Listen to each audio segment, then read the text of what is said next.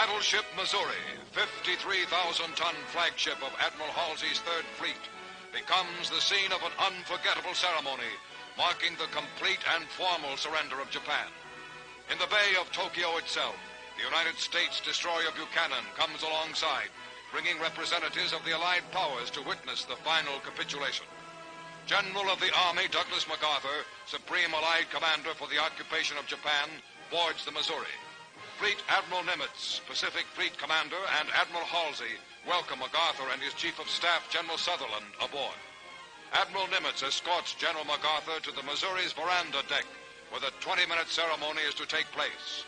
It is Sunday, September 2nd, 1945.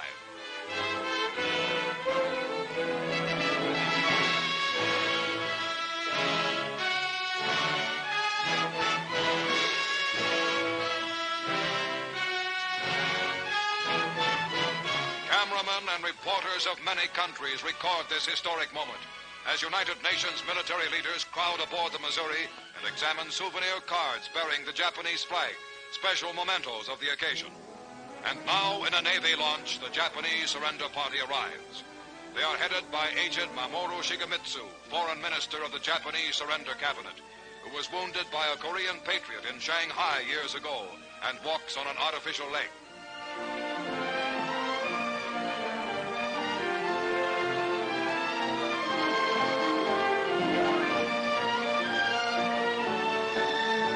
The Japanese delegation lines up on the opposite side of the surrender table from the Allies. A war which had entered its 8th terrible year in China, which had raged for 3 years and 9 months for America and Britain, which was the brutal, costly eastern half of the most horrible worldwide war in human history, is now within minutes of ending for good. General MacArthur speaks. We are gathered here, representatives of the major warring powers, to conclude a solemn agreement whereby peace may be restored. The issues involving divergent ideals and ideologies have been determined on the battlefields of the world, and hence are not for our discussion or debate. The terms and conditions upon which surrender of the Japanese imperial forces is here to be given and accepted are contained in the instrument of surrender now before you. As Supreme Commander for the Allied Powers, I announce it my firm purpose, in the tradition of the countries I represent, to proceed in the discharge of my responsibilities with justice and tolerance, while taking all necessary dispositions to ensure that the terms of surrender are fully, promptly, and faithfully complied with. I now invite the representatives of the Emperor of Japan and the Japanese government and the Japanese Imperial General Headquarters to sign the instrument of surrender at the places indicated.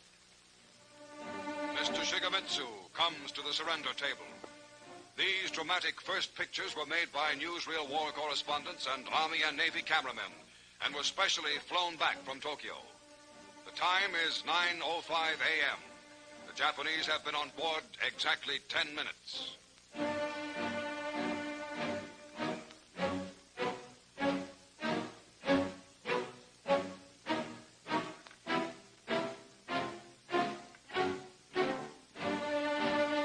General Yoshijiro Umetsu of the Imperial General Staff signs for the Japanese Army.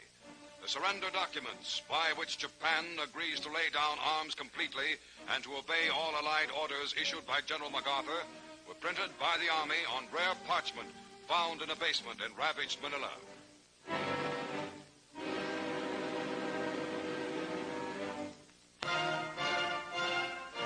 General MacArthur signs as Supreme Allied Commander. The first pen used is presented to General Wainwright of Corregidor.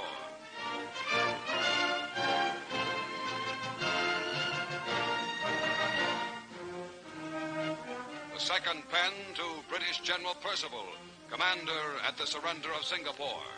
MacArthur uses 6 pens in all, affixing what will be the most important signature in Japan to the document that ends permanently that nation's regime of terror and aggression.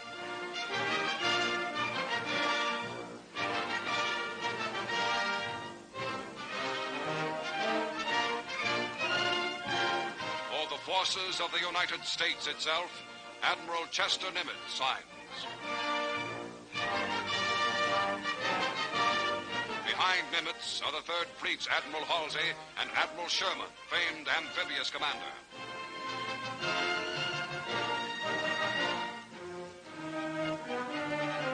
General Su Young Chang, Chief of Military Operations for the Chinese National Council, signs for China. Admiral Sir Bruce Fraser, commander of the British Pacific Fleet for the United Kingdom. Lieutenant General Kumza Nikolaevich Derevyanko for Soviet Russia.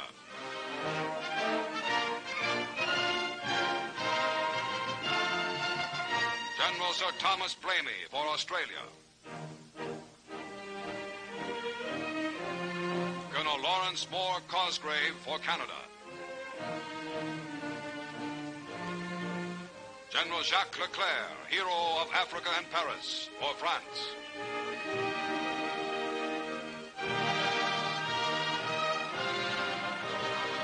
Admiral C.E.L. Helfrich for the Netherlands. Air Vice Marshal L.M. Issett for New Zealand.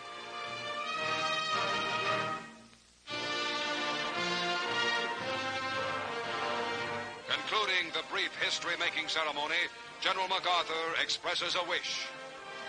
Let us pray that peace be now restored to the world,